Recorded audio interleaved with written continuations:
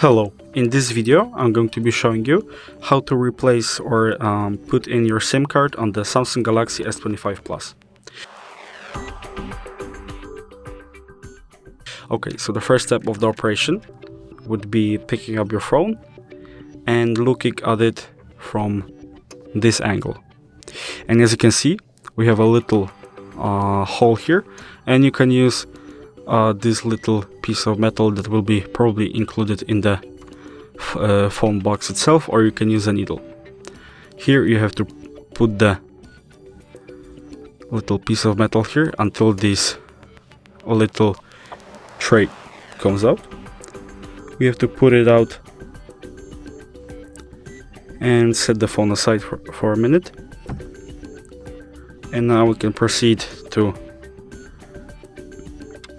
inject our SIM card.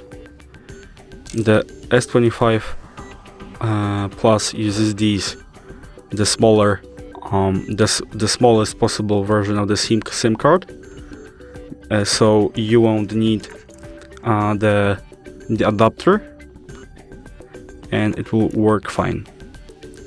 So in this little tray, just align your SIM card with the tray, and it should look something like this.